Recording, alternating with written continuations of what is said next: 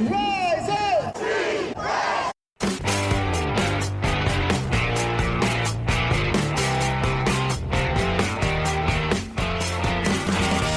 This is the Rise Up See Red podcast, all about the Arizona Cardinals and the NFL, featuring insider and outsider perspectives. Enjoy the best hour of Cardinals talk on the web.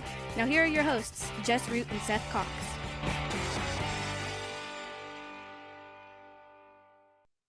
Hello, Arizona Cardinals fans, and welcome to the latest edition of the Rise Up See Red podcast, the best hour of Cardinals talk on the web. I'm your host, Jess Root from CardsWire.com, USA Today's NFL wire site that covers the Arizona Cardinals. And this is episode 709. It is our review episode as we look back at the Cardinals' 31-27 loss in Week 6 to the Indianapolis Colts. And to help me with that is my co-host, Seth Cox from RevengeOfTheBirds.com. SB Nation's Arizona Cardinals site, and Seth, it was honestly, the Cardinals performed better than I thought. I thought they were going to get smoked, and they did better. They I guess out of the losses that the Cardinals have had, this is the best feeling loss, I suppose, wouldn't you say? I mean, I guess if that's how you want to look at it. It's interesting that that's become the rationale, right? It's like, oh, I feel better after this loss than I did the other losses. And to me, that's just a sentiment of kind of telling on yourself that you don't really care about wins or losses. You just care about who's under center in those wins and losses. Yeah. And something that, I've already pointed out before, Is Kyler Murray's win percentage excellent? Absolutely not. I mean, we talked about it, 440 something like that win percentage, but it's better than the now sub 22% win percentage that they have with double Kyler their win total without Kyler. With that one win, they doubled it. Yeah. So yeah, it's just interesting to see how people go about it and stuff like that, because I have the same feeling I've had for 5 weeks now, that, man, the defense that was supposed to be the solid foundation of this team really sucks in the fourth quarter. Yeah, it does. We will talk about the defense, but we have to talk about, because everyone's talking about it. And this is not burying the lead. And we're going to talk about Jacoby Brissett and the performance of the offense. We're going to talk about, sitting Kyler, moving on from Kyler, and then we'll get to the defense, because we can't not talk about that, right, Seth? So let's start by talking about Jacoby Brissett and the offense. This offense, honestly, performatively, statistically, full-on production, this looked like the offense that we expected from the Cardinals this year. They put up 27 points. They had 400 yards. The first time they've cracked 400 yards this year. Jacoby Brissett threw for 320 yards, 2 touchdowns, did have the 1 pick. It was not a dominant rushing performance, as they rushed for only 88 yards, but, they were down to 2 running backs for most of the game, with Michael Carter and Bam Knight, as we're no James Conner, no Trey Benson, and Amari DiMercato got hurt as well. But you look at what the offense did: 400 yards, 9 of 14 on third down. The 320. You got big performances from Trey McBride, 8 catches, 72 yards, and a touchdown. Zay Jones had his finest. I think he surpassed all of his previous Cardinals production in one game. He had 5 catches for 79 yards.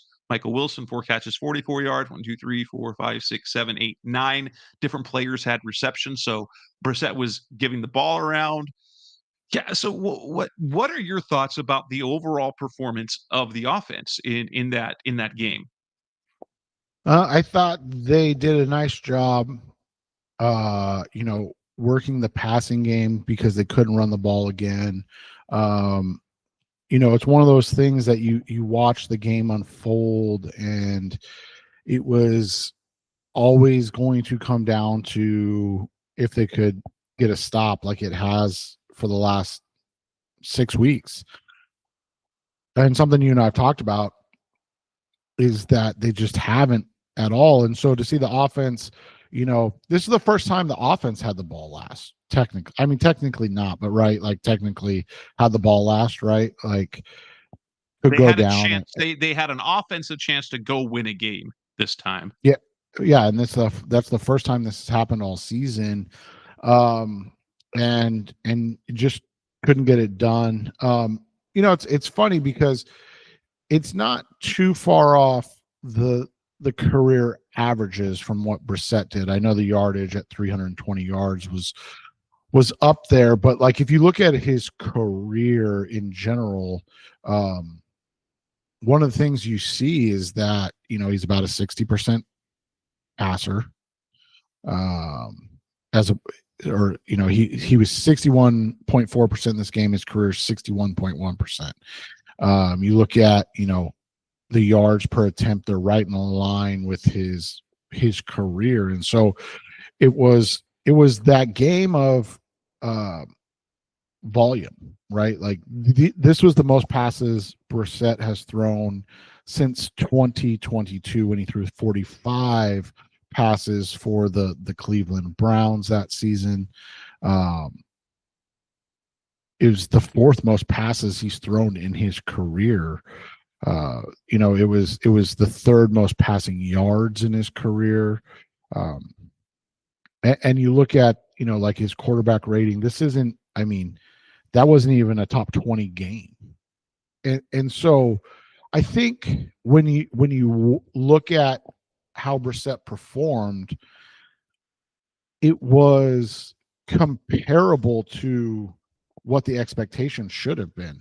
Like I said, the yardage was a lot, and I'm not taking anything away from the yardage, but the yards per attempt, those type of things, they fall, kind of right in line with what we've seen from Brissett throughout his career. And it was just that they were able to or chose to give him a higher volume of throws. Like I said, the fourth most attempts in his career in a game. And it's an interesting juxtaposition of why. Because I think it was that they felt that was the best way to control possession, because they knew that Indianapolis would be able to move the ball, so to speak. Like the Cardinals did a decent job against Daniel Jones, wouldn't you say? But offensively, they had to keep the ball and the time of possession in their hands, and once again they did that. Something you've kind of pointed out over and over and over and over and over again is that the defense every week should never be tired, because the Cardinals win the time of possession. They're not on the field as much, and it just seems like in those situations they can't get off the field. And this week, without Murray and his legs, because as we talked about going in this game, he's been their best runner all season, just because between James Conner injury, Trey Benson's injury, he's been the most consistent guy. They were at a deficit, before the DeMarcado injury. And so they leaned on Jacoby Brissett, and he was more than up for the job. He even had a nice little run, right, where he scrambled for 12 yards, picked up an extra first down, and kind of set them up. But it kind of goes back to the problem with the offense in general. When Jacoby Brissett has, roughly a fourth of your rushing yards in a game, your run offense is lackluster at best, right? And what I look at is, like, if Brissett had a fine game, like the passing game looked much smoother than it had in previous weeks. The play calling was also different. They called far more passes, and as a result, they were not behind the sticks nearly as much. They did much better in a lot of things. The receivers stepped up overall, and you have to, like, Brissett did a fine job. And when I see the performance like that, well, if Brissett did that, what would Murray have done comparatively?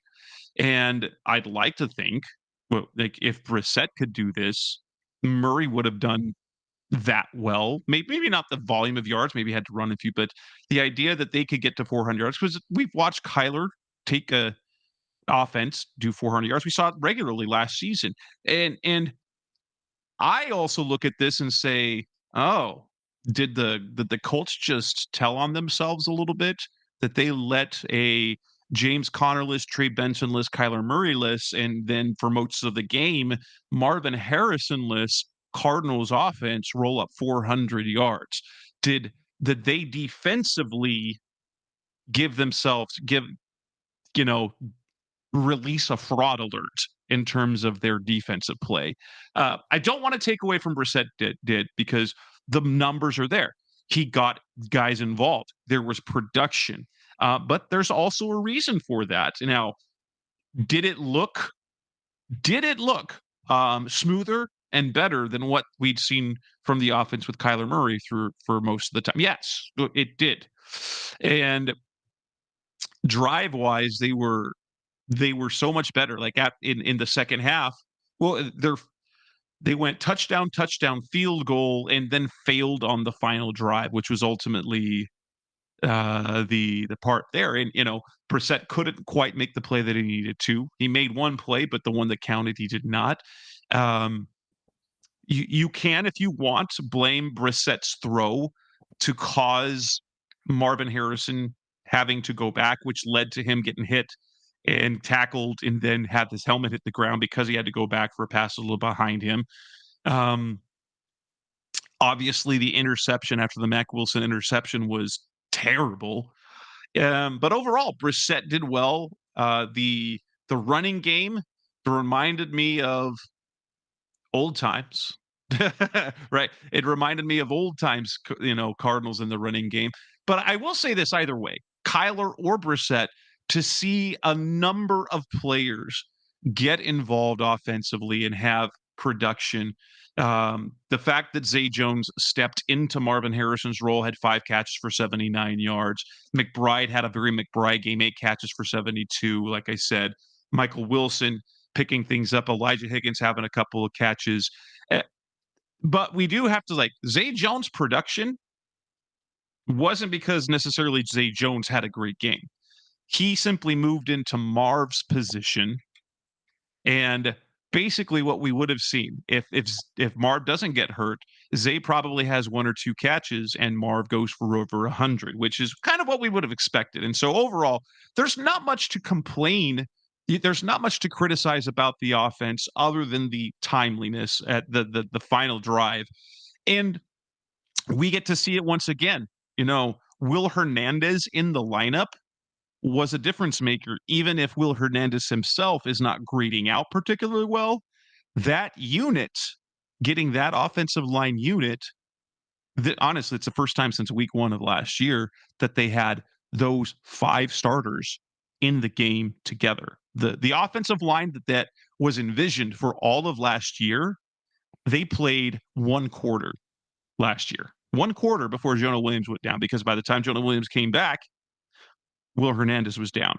And so to get the Paris, Evan, Yelda, Will, and Jonah offensive line finally together, I think that contributed to some of their success offensively. Yeah, and I mean, you saw how the game is going to go, or things of that nature. I was talking to somebody offline a little bit about it, and they were talking about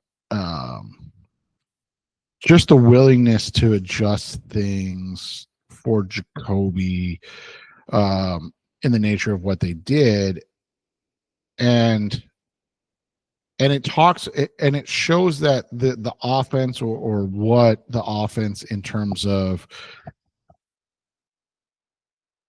how they want things to go, and the fact that they don't have a running game kind of speaks to the the problem with this style of offense, right, is it is based heavily on being able to run play action pass, things of that nature, and not being able to do that all year.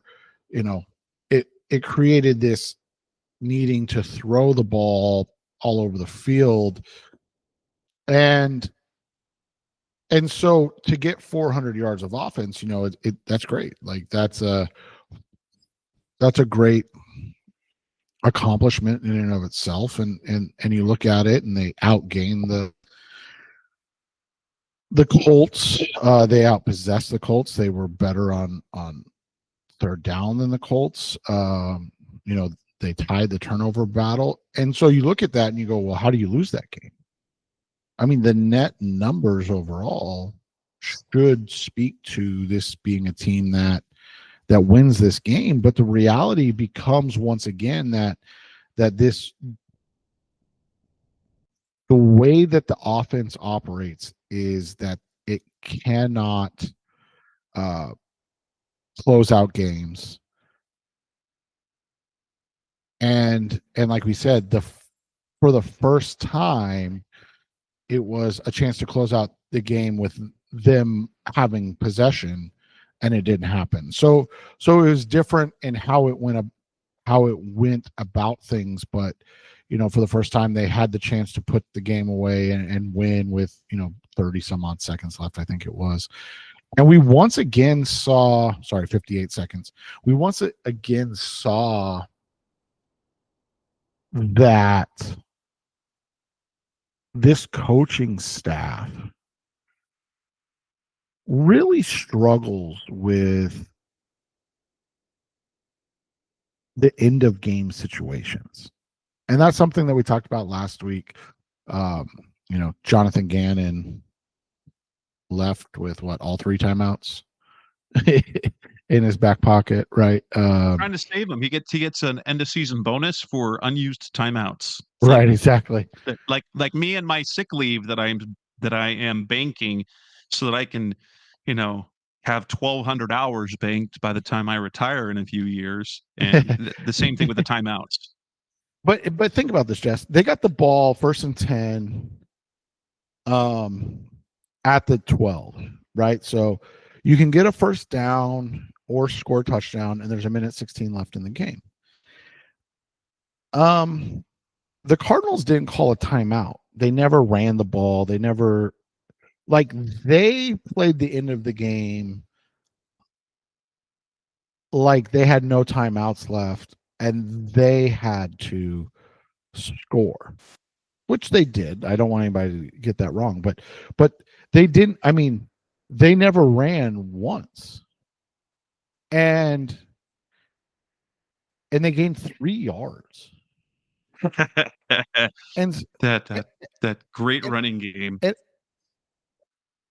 And so you look at that and you go, what were you doing? I mean, the Colts were calling timeout because they were like, shoot, we all know if the Cardinals do score, we can go tie it up in 3 plays, maybe 4. But in 3 plays, that 100% would have happened. Oh my gosh. And so you look at it is that why are you at the end of the game playing as though you're the team that doesn't have the ball and you're the team that's not controlling the clock and potentially the outcome? That was just a really interesting sequence. It has nothing to do with Jacoby. I don't think a whole lot to do with Petzing, but maybe it does. Maybe Gannon was like, I'm not using the timeouts in case we don't score. But I don't know. Why would you look at it from that lens, right? Like, oh, we're not going to score, so I want these timeouts in case what? Like, you have to score 4 points. So even if, by some miracle you stop the Colts once they got the ball back with 53 seconds, what was your plan? Like, you had to score a touch, so you're just hoping for a Hail Mary. Like, it just, again, these end of game, end of quarter, or end of half, like we've talked about it before, there's just, I don't know, it's something missing. And this, I know this didn't have to do with Brissett, but it led to the offense as a whole, and you going, what are you doing? Like, why are you not varied on 1st and 10 from the 12? Because you can get a first down, you can run the ball, you can run draws, you can run screens, you can do a whole bunch of different things because you have all 3 timeouts, and you're forcing the Colts' hand at this point. It was just a really interesting end of the game scenario there for the Cardinals. I'm next on the Rise of Seared podcast. But our Cardinals talk on the web. Talk a little bit more just about the quote unquote quarterback controversy that we're trying to stir up. That's coming next on Rise of Seared. Back on the Rise of Seared podcast, Best Our Cardinals talk on the web, talking quarterback controversy, or it feels like people want a quarterback controversy after one solid start by Jacoby Brissett. Yeah, Jonathan Gannon's not having anything of it. He says Kyler's the starter. People asking, well, would it be good just to rest Kyler this week so that he gets the bye as well? Like, he's healthy enough to play, he's going to play. I feel that question and answer is kind of silly because we don't know whether Kyler has a multi-week injury to begin with, right? So to ask, just rest him, because if he doesn't play against Green Bay, it could look like either way. It could look like, oh, he's not quite there, so we're just going to rest him. He could play, but we're not going to make him. We're not going to do it. Or he's healthy, or he's not healthy. Like, one of the two things. So I think it paints people into a corner, and there's no good way for Gannon to answer. And so he did the best he could. He's like, if he's healthy, he's going to play. He's going to play. I would like to point out kind of the hogwash that there was in the report. So Saturday night, Adam Schefter, ESPN, Ian Rappaport, NFL Network, both reported that they expected Jacoby Brissett to start. That they get that information from the team somewhere. Rappaport also added this tidbit saying that the Cardinals were leaving the door open and would decide on Sunday. And then in the same tweet, like, if you were talking about, and then in the same breath said that injury could sideline him more than 1 week. I'm like, which is it? Is he going to play, or is he going to miss more than 1 week? And then Gannon kind of told on himself after the game that he knew on Saturday whether Kyler was going to play or not. And so the extra line that Rappaport had of the door is still open. The door was never open. They decided on Saturday. In fact, the Cardinals always decide on Saturday. They might rarely have a true game day decision, but pretty much they plan, they make their roster moves based on that 100%. And so, yeah, it's really interesting how that goes. But the notion that Jacoby should replace Murray, how crazy is that? Like, have we gotten to the point? Has Kyler been so bad that he needs to be replaced by a guy that's always going to be replaced? I mean, it's just the nature of the beast. When you don't win enough, that's how it's always going to be. And that's something that, you and I have talked about. It's always interesting to me. And again, I've never said that you shouldn't move on from Kyler. I think you and I have done a pretty good job of being like, no, if the right guy is available, you absolutely go do it. It's just moving on for the sake of moving on is how you end up, well, being the Cardinals, right? Like, you end up chasing your tail, so to speak, in the same suckiness that you've had for basically the history of the franchise. And for the Cardinals, again, you have a guy that has a .443 winning percentage. Yeah, that's not good. I don't want anybody to think that I'm saying it is good. You're basically a 7-10 team every year. Nobody wants to be 7-10 every year. On the flip side, the Cardinals are now, and I just want to make sure I'm correct on this, 4-15 without Kyler. And so that's a .211 winning percentage. And that's including his entire career, right? Yeah, all 7 years that he's been, on the team. So usually only health reasons that he hasn't started a game. So I guess the question is, is it the average to slightly below averageness of the Cardinals with Murray, or is it the just bad of the other quarterbacks that you prefer? And so that's always what my question is. Now, if Jacoby comes out and wins and they move to 5-15 in the 20 games that Kyler Murray has missed, and you have a .25 winning percentage, and you can look at it from that course of things. But again, are you waving? Here's the thing. If you go with Brissett moving forward, which is what it is, whatever, you're waving the white flag and you're saying, okay, we're going a different way in 2026. By the way, you will still have Jacoby Brissett as your starter in 2026, right? Because you're not going to start a rookie, would you? I mean, I would not think so, but maybe. I mean, who knows? That being said, you also are dangerously close to being the Tennessee Titans, or the Jaguars, or who was the other team that drafted a quarterback number 1 and then fired everybody immediately. That's what you're kind of looking at, and that's what makes it hard. Because if you start Jacoby this year and you only win 4 games, so he goes 2 and whatever that would be,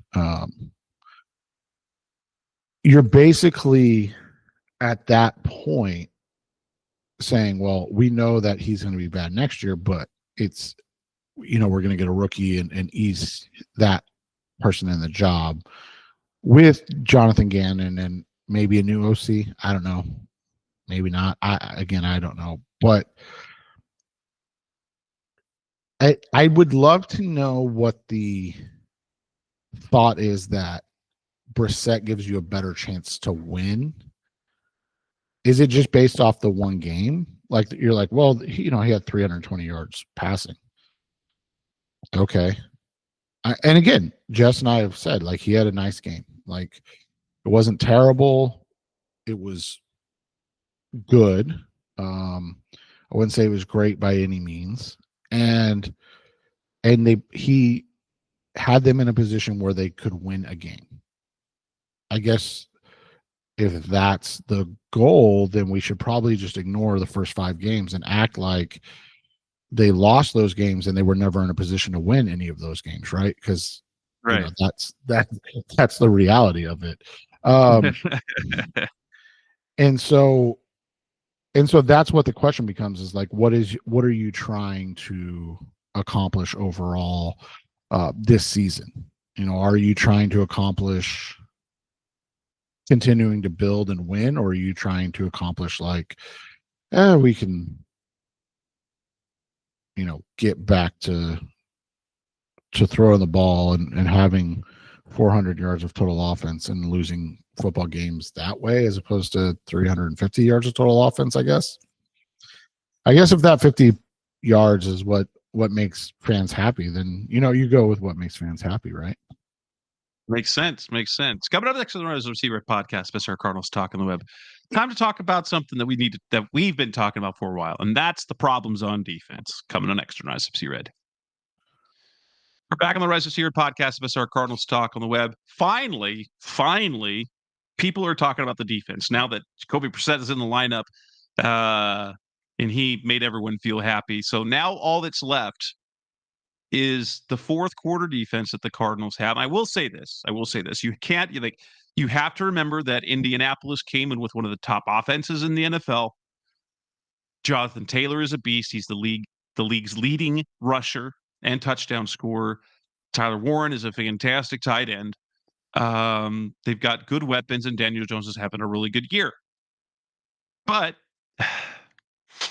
the fourth quarter, the Cardinals defense turns into Swiss cheese. And here's the thing. Nick Rallis gets a lot of love. When are we going to start talking about Rallis in the fourth quarter? Because they keep giving up big plays. They don't stop anybody. Now, it was both offense and defense, but here is here's the second half for the Colts. It's field goal, touchdown, and then ran the clock out. And so Jonathan Taylor goes for over 120. Daniel Jones has 2 touchdown passes. Tyler Warren has 6 catches for 63 yards. And it just continues to be where I think I saw the stat from somebody is that the Cardinals have made 5 fourth quarter stops this year. 5. And technically one of those was Tennessee's interception touchdown, because if you get an interception, that's technically a stop. And so in 6 games, there's been 4 defensive stops. Right. And that's great. That's so bad. Right. And like I talked about, like they haven't forced a punt since the first game in the fourth quarter. Like literally since the 8:57 mark in the first quarter or fourth quarter of the first game, they have not forced a punt on defense. And people, again, you and I talked about this, but people were like, well, it's because Kyler and the offense can't stay on the field. It's like, okay, so that just excuses every offensive or every defensive lapse in every single game. And so I was curious, Jess, and so you know me, I'm a curious fellow. And so I was just, kind of curious, like what is the issue? Like what does it stem from? And is it something that has been a problem? And it really has. And what's interesting is, again, it's hard to go back and look at things and get a grasp for how they went and stuff. But, Jonathan Gannon's defenses as a whole in losses, they typically have a lead before surrendering the game. So what I mean by that is like, it's not like there's a lot of games where the Cardinals or, his one season with the Eagles, even though they lost only 4 games total, it's not like a lot of those games are like, oh, they just get their doors blown off from the jump, right? In that Eagles season, he had a game where he had a 14-7 lead after the first quarter, and the Commanders went on to score 16 points before the Eagles were able to do anything again. And then they ended up losing 32-21. In that Eagles season, there was a game where the Eagles had a 27-17 lead with 9 minutes to go in the third quarter and ended up losing 40-34. That's 23 points in 24 minutes of game time. They lost a game to the New Orleans Saints. That was the one game where you could say like, oh, his defense didn't get trounced, right? Like they just lost. Kind of like the Bills game last year, where like it got off to a rough start on defense, and then they just were never able to get back into it. And then of course there's the Super Bowl, which everybody's aware of. The Eagles have a 24-14 lead at the half. They go up 27-21. And then very Jonathan Gannon in Arizona like, right? 24-14 at the half. The Chiefs score. And make it 21-24.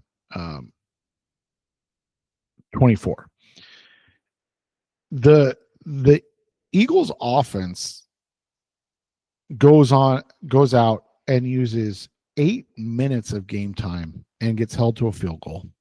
Tough, I know, to get held to a field goal, but 8 minutes of game time. Jess, it goes from 9:30 to 1:48 in the game.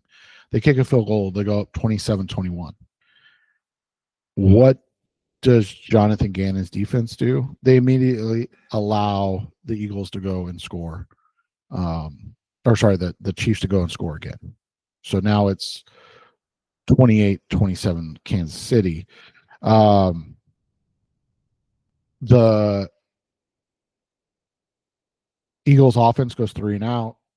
Chiefs get the that long return from Kadarius Toney.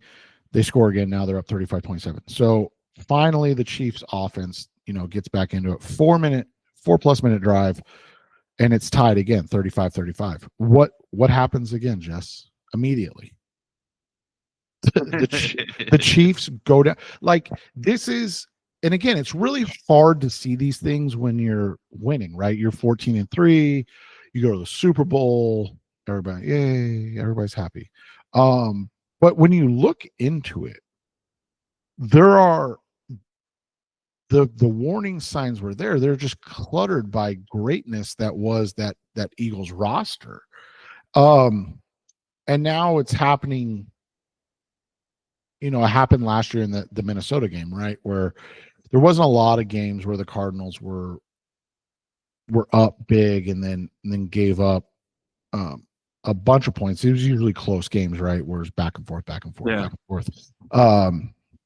But you can look at a couple of those games, right? You can look at the Carolina game. That was one where, the Minnesota game obviously is the first one, where they have the lead late in the game, 406 total yards of offense. They hold the Vikings to 273 yards of offense and lose. How do you lose that game, Jess? Like, how do you lose that game? And it was always like, well, it was Kyler. Kyler, threw that bad interception. Yeah, so it was, it was Kyler, and you're like, okay, you don't think much of it. You're just like, yeah, whatever. Like, quarterback cost you a game, but then again, you look deeper into it and you go, well, the second half, the Vikings missed a field goal, they punted, and then they went touchdown, field goal, touchdown. In the second half, the Cardinals went field goal, touchdown, interception, field goal. They held the ball more than the Vikings, and they lost. And so it was like, well, what? And then you go back to the Panthers game, right? Kind of similar. And so the writing's been on the wall. Like this, whatever they do late in games is an issue of like being able to get stops consistently. And it goes back to Gannon's time in Philadelphia, which begs the question, and you talked about it with Rallis. Like, is it a Rallis thing, or is this how Gannon wants his defense run in those situations? And it's starting to feel like the answer is that's how Gannon wants his defenses run in those situations, right? Yeah, it's basically what it kind of looks like is exactly that. He doesn't want to, and the thing is, here's the where things are faltering is that they're not getting home when they rush for. They don't have the pass rush to be able to do it. And if they do have the pass rush, then the secondary is that they never get both parts in sync late in the game. Well, and that was something you and I talked about quite a bit, right? Again, one of the things that you and I have harped on is that this defense, they did a nice job in terms of points, and we can't take that away. Like, they were third in points per game entering this week. They're now 14th, by the way. So make of that what you want. The issue became they didn't create negative plays, and that's what you and I had been talking about quite a bit, right? Like, there was no negative plays from this team. They're league average in terms of turnovers. They don't do a particularly great job of stopping the pass. They faced the most passing attempts in the league, and then they've obviously until this last week, and then they've given up like the fourth most passing yards in the league. And we talked about that quite a bit. It's interesting that when you went and spent all that money, all that investment, and you don't get pressures, tackles for loss, forced fumbles, interceptions, or pass breakups consistently. Like, they're 21st in the havoc rating, which is all of those metrics combined into one, first divided by defense or defensive snaps played. They're 21st. They just don't create negative plays. And so that puts them at a deficit because, as you said, if they're not getting home, consistently, then it's death by 1,000 cuts, and that's almost worse, right? Like, at least if it was a big play, like consistent big plays, you'd be like, they just got to figure out how to stop the big. But it's not. It's like 6 yards here, 8 yards here, 6 yards, and you're like, holy crap! Can you guys get off the field? And it's consistent in the second half of games, and that's what somebody's going to have to really bear down and look into is like, are they calling the defense differently, or are other teams just that much better at making adjustments to what the Cardinals are doing? And then there's no counter adjustment by the Cardinals. They're like, well, this is what we do. What can we do to fight back? They've already figured out what we do, right? Like, that's kind of what it seems like week in and week out. Yeah. I mean, how can we change things? That's the thing is I don't think it's going to get any better this week with Green Bay because they can run the ball. They've got a good passing game.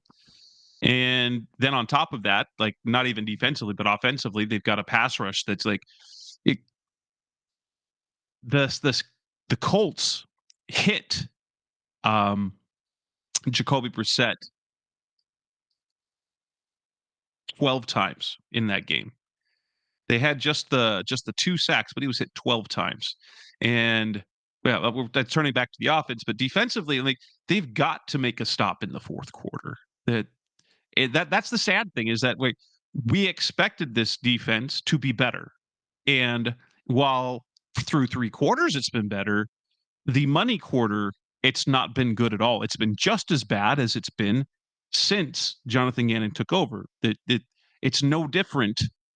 The difference is that the offense was struggling too. If the offense had been performing the way it performed last week, we'd be wondering about the defense, but we wouldn't be freaking out. But now it's like, you look at the Saints game. Okay, they were they were ahead. They were comfortably in Carolina, but then, like, you can't stop anyone. You can't stop Matt Jones, Darnold. There's always big plays, and that's the thing. There's always big plays that come with it, and so but I don't know what the answer is. I don't know what the answer is for this, but unless it changes, I don't think it's going to matter what the offense does unless we get back to Pro Bowl Kyler. Right. And that's what it comes down to, right? More than anything else that you and I've kind of discussed in this whole thing is that you guys can say like, oh, well, he's got to be better, or Jacoby. Okay.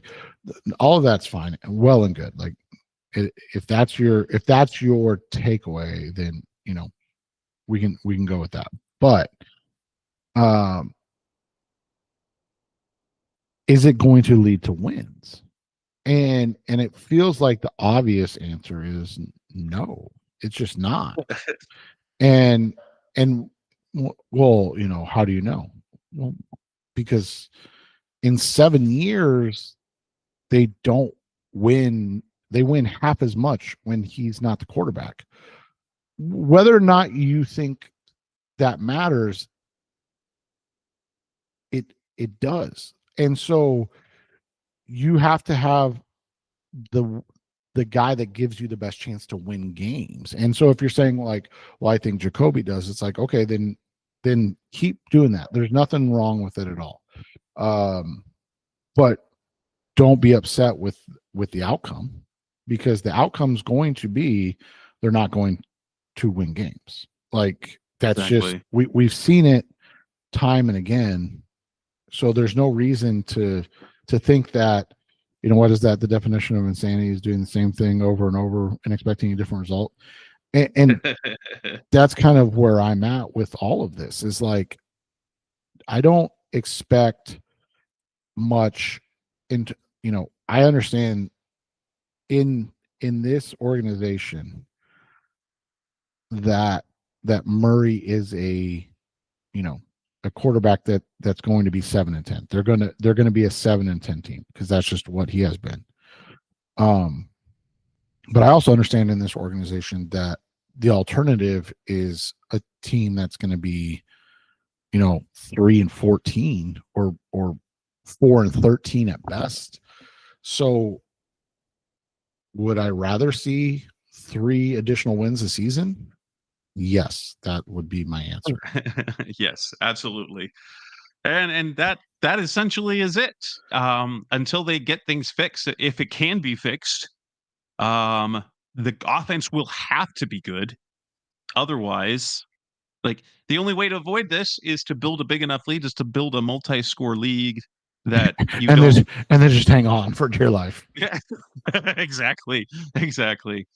And with that, we will go ahead and wrap up this edition of the Rise of C-Red podcast. It's our Cardinals Talk. And we got 2 more shows this week as we get ready for the Cardinals to play the Packers. Got Mark Oldacres, who joined me in the offseason to do our opponent preview. And Seth and I'll be back later this week to do our own picks, preview picks and predictions. So until then, that's Seth Cox. I'm Jess Root. Thanks for listening as always. We'll be back again soon. Thanks for listening to the latest edition of the Rise Up C-Red podcast. Listen to previous episodes and subscribe to the show on Apple Podcasts, Stitcher Radio, Audioboom, or many other podcast platforms, so shows are delivered directly to your mobile device. Please give the show a 5-star rating and always support the sponsors who support the show. We'll be back soon for the best hour of Cardinals talk on the web. Rise up, Red Sea, be Red, Sea Red, and of course, Rise up, Sea Red.